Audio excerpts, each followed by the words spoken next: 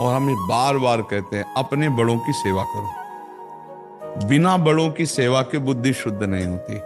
माता पिता गुरुजन पशु पक्षी किसी की भी जब सेवा का अवसर आवे तो टूट पड़ो सेवा में, फिर मत देखो।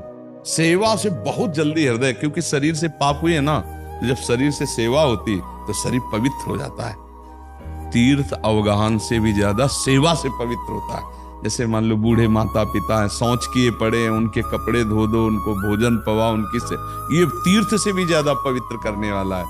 पर आजकल ये बातें थोड़ा कम समझी जाती है, नहीं तो हमें लगता है अगर हम ना फंसना चाहे तो कोई फंसा ही नहीं सकता। क्यों बच्चा, फंसना चाहेंगे तो फंसा लेगा, नहीं कौन फंसा लेगा, कोई नहीं फंसाएगा। ऐसे कोई जबरदस्ती करना चाहेगा तो कानून है, भगवान है, कानून भी तो है हमारा, भारतीय कानून भी और भगवान भी है। हम भगवान के आश्रित कोई साधारण जन थोड़ी, जब नाम जप करेंगे भगवान हमारी रक्षा करेंगे, भगवान ऐसी व्यवस्था कर देंगे कि हमें बचा लेंगे। डॉक्टर चंचल अंकित जी भोपाल से। श्री हरिवंश महाराज जी, आपके चरणों में कोटि कोटि प्रणाम। महाराज जी, मेरा ये प्रश्न है कि जो व्यक्ति अपनी आखिरी सांस बेहोशी में निकाल दे तो उस बेहोशी में मतलब आखिरी सांस जो हो वो होती बेहोशी में, सबकी बेहोशी में होती है आखिरी श्वास। आखिरी श्वास तो सबकी बेहोशी में होती है। तो अगर उसका नाम स्मरण नहीं हुआ तो उसकी अंतिम गति बिगड़, जहाँ चिंतन होगा वहीं जाएगा। अगर उसने पूरा जीवन भर भजन किया है महाराज जी, बट ऐसी स्थिति आ गई कि फिर आप कैसे जानते हैं कि उसके अंतिम चिंतन में भगवान नहीं थे? अगर बचपन से भजन का अभ्यास किया है तो मृत्यु के समय भगवान स्मरण देते, ये भी ध्यान रखना।